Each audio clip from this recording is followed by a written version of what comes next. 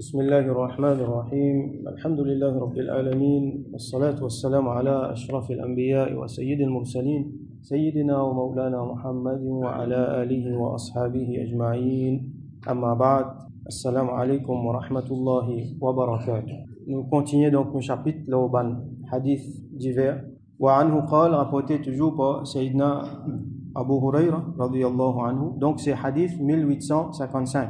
سيدنا أبو هريرة رضي الله عنه rapporté قال رسول الله صلى الله عليه وسلم كي رسول الله صلى الله عليه وسلم في سيحان وجيحان والفرات والنيل كل من أنهار الجنة.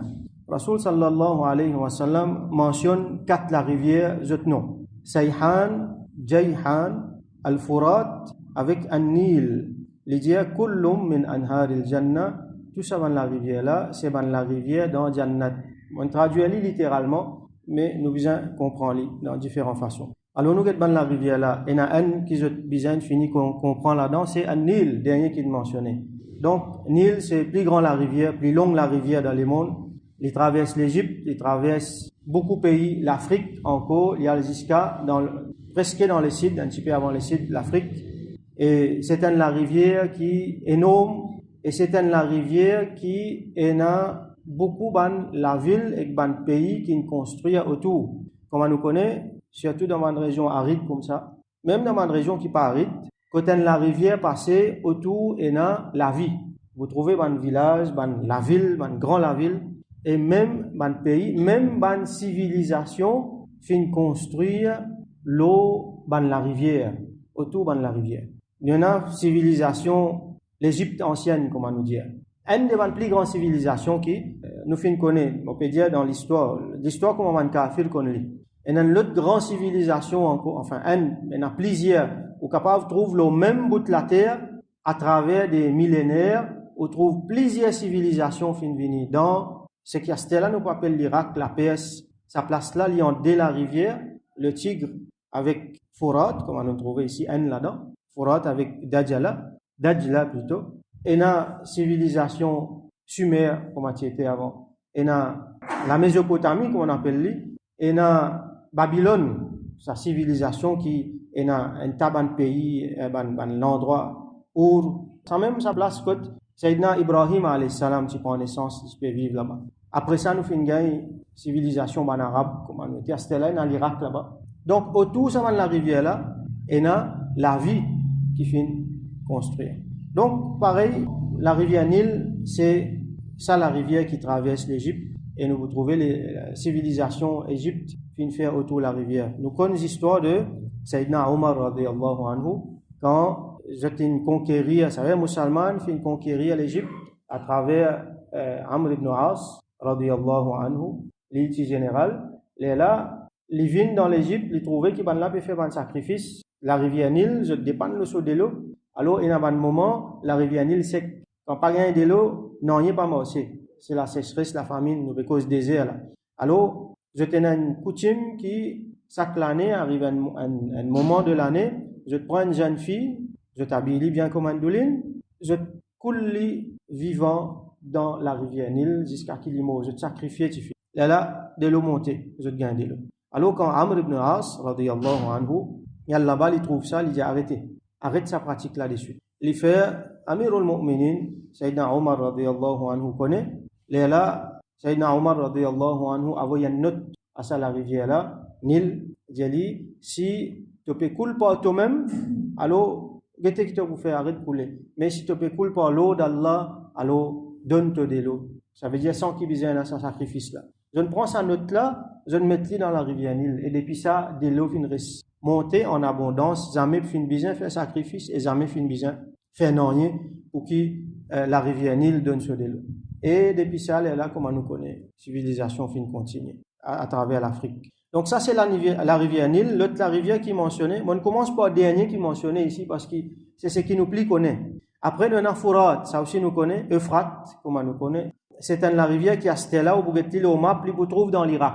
Ça veut dire qu'il traverse au milieu de l'Irak. Il y a un petit peu dans la Syrie et il y a vers le Proche-Orient. C'est la rivière aussi qui, autour de ça, comme on m'expliquait tout à l'heure, il y a beaucoup de civilisations formées et même jusqu'à aujourd'hui, il y a beaucoup de monde qui peut vivre autour de la rivière là. Hein, nous bien connaissons qui s'amène la rivière là, une façon de dire, je t'amène la vie, je te permets de monde vivre.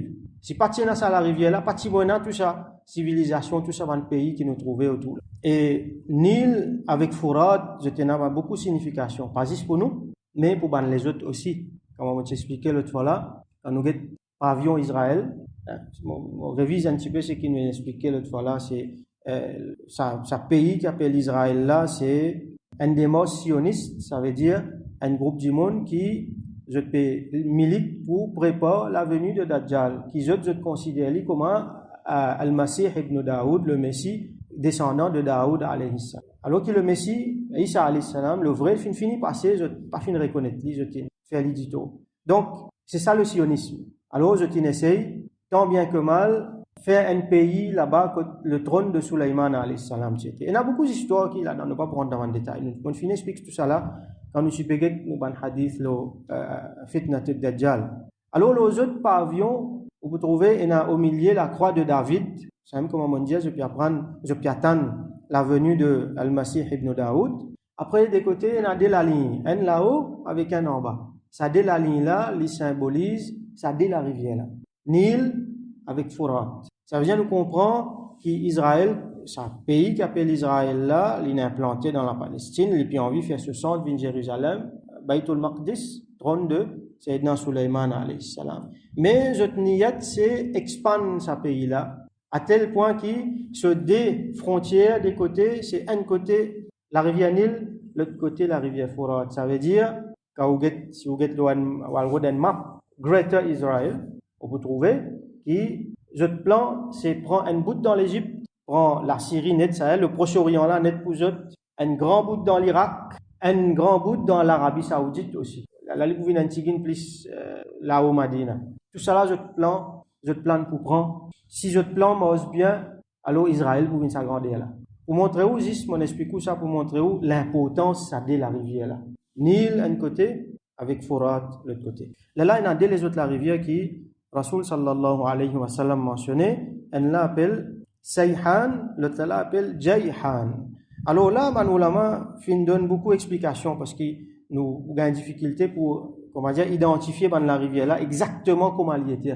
Il y a beaucoup d'interprétations. Alors, il y a la rivière qui s'appelle Sayhoun avec un autre qui s'appelle Jayhoun. Ban ulama, je trouve dans presque ça même ça ban place là. Ça veut dire, il y a un petit bout dans Arménie, il y a ce qui, dans la culture islamique, nous appelle Khurasan. C'est un grand espace. Vous connaissez avant, Patina, ça, un pays casse-cassé comme a été, c'était l'Afghanistan, sur bout, Pakistan, sur bout, Uzbekistan, avec un tas les autistan encore. Déjà, ça tient l'Union soviétique, une casse-cassé, mais avant même ça, tout ça là tient celle la terre sous l'État islamique, donc, tient Khurasan, et les traverses Khurasan, ça dès la rivière là. Alors, il y a un pays comme l'Ouzbékistan, Kazakhstan, Turkménistan là-dedans. Il y a un bout dans l'Arménie, il y a un bout dans l'Afghanistan. Alors, selon majorité ulama, c'est dès la rivière qui est dans sa région-là. Alors, il y a là-dedans, pas trop sûr d'après mon recherche, il y a appelle Oxus, O-X-U-S, qui trouve dans sa région-là, avec un lot, il est un peu difficile pour prononcer, écrire les J-A-X-A. R-T-E-S, ou soit J-A-X-A-A-T-E-S, Jaxatisme, on croit une façon comme ça qui prononce en anglais. Alors, ça, dès la rivière là, qui, ulama dit, qui peut mentionner ici. Et là, les autres ulama disent, non, la rivière là-dedans, les trouve dans l'Ain. Jayhoun là, les trouve dans l'Ain, et l'autre là-dedans, les trouve dans sa région là. Donc, il y a un bout dans l'Afghanistan et, comment dire, langage local qui je te servi pour appeler ça dans la rivière là, elle l'a appelé Amou Daria dans notre langage et l'autre là appelé Sir Daria. C'est tout information qui nous gagne là. Mais ce qui est important, c'est que Rasoul sallallahu alayhi wa sallam il dit là, qui fait une mention de sa carte la rivière là, c'est qu'il dit nous kullum min anharil jannah. Ça là-dedans, c'est ban la rivière Jannat. Alors, il y a certains ulama comme Imam As-Suyuti rahmatullahi alayhi, il prend littéralement. Il dit qui je sorti dans Jannat. Pareil comme Rasoul sallallahu il mentionnait il y a certains fruits Jannat comme figue par exemple, il y a rumman, mentionne rumman veut dire grenade dans le Coran et il y a une place dans la terre qui appelle Rawdatam min Riyadil Jannah, un jardin parmi les jardins Jannat. C'est Rawda, c'est qui entre Rasoul sallallahu alayhi wa sallam sur la chambre quand il est enterré là, avec son mimbar, ce qui entre mon mimbar avec mon lassam, c'est un bout dans Jannat. Alors, nous parlons là-bas, nous pouvons moquer de verre, mais Rasoul sallallahu alayhi wa sallam, il dit c'est un bout dans Jannat, dans quelle dimension, dans quelle façon Allah subhanahu wa ta'ala connaît, et possiblement l'infère sur quelques-uns sur ban awliya connaît. Et dans du monde quand je t'allais possiblement vraiment je trouve un petit peu, je enjoy un petit peu quelque chose dans Jannat. Mais sinon, les autres ulama prennent d'une façon, à nous dire figurative pour comprendre. Mais avant là-dedans, comment qui prend littéralement, je dis à nous qu'il y a certains éléments, certaines substances, matières qui est là dans Jannat, qui est là dans la rivière là. À cause de ça, comment je dis, nous gagnons je de l'eau bon, ça va dans la rivière là, je reconnais pour un bon de l'eau. Pas toute la rivière qui est un bon de l'eau. Pas toute la rivière que vous trouvez dans la civilisation autour. Mais ça va là, par contre, c'est une berceau civilisation là-bas. Parce qu'il de l'eau là bon, de l'eau là, il amène la terre fertile, de l'eau là, il fait du bien, de l'eau là, comment dire, une façon de dire, il donne la vie. Il permet du monde vivre. Donc, possiblement, comme certains ulama disent, il y a certains éléments, certaines substances qui sorti dans Jannat et là-dedans, possiblement. Et comment beaucoup de les autres ulama disent, ça dans la rivière là, c'est pareil comme dans la rivière Jannat. Parce que je tenais sa qualité qui, quand je te passe, je te fais un jardin. Quand je te passe, je te donne la vie. Quand ça dans la rivière là passé, nous trouvons, comment dire, il y a une végétation luxuriante, il y a une bonnes affaires, il y a un bon fruits, un bon légumes. Du monde vivent tranquille, du monde vivent bien. Et comment la rivière là baissé, il sec, là du monde dans la peine. Quand il revient, là du monde regagne subsistance bien. Donc dans sa façon là qui c'est dans la rivière dans Jannat. Donc nous trouvons que tout le hadith c'est pas juste dans la loi, dans le règlement, mais il y a beaucoup d'informations que Rasoul sallallahu alayhi wa sallam donne nous. Tout ça là c'est maïat, information depuis Raïb. Il dépend de quelle quantité nous comprend là-dedans. Et il y en a certains qui pour comprendre plus Allah subhanahu wa ta'ala pour faire une plus compréhension.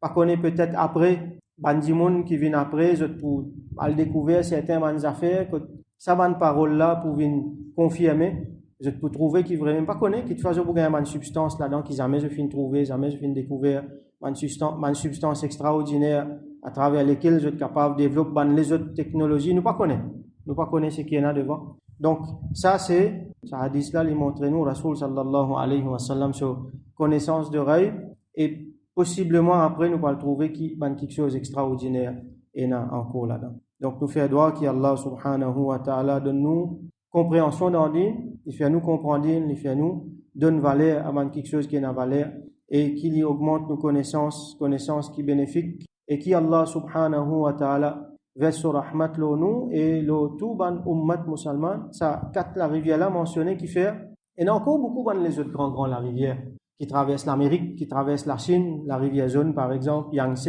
Il pas de mentionné qui fait parce que ça c'est la rivière qui l'eau la terre musulmane, qui musulmane connaît. Et ça va la rivière là donc je te donne comment dire de l'eau à civilisation musulmane. Donc nous faisons droit qu'Allah subhanahu wa ta'ala verse rahmat nous et qu'il continue de nous ban la terre musulmane, bon de l'eau pour qui du monde capable continue vivre et qui Allah subhanahu wa ta'ala il fait musulman, il fait islah ummat de Sayyidina Rasulullah sallallahu alayhi wa sallam.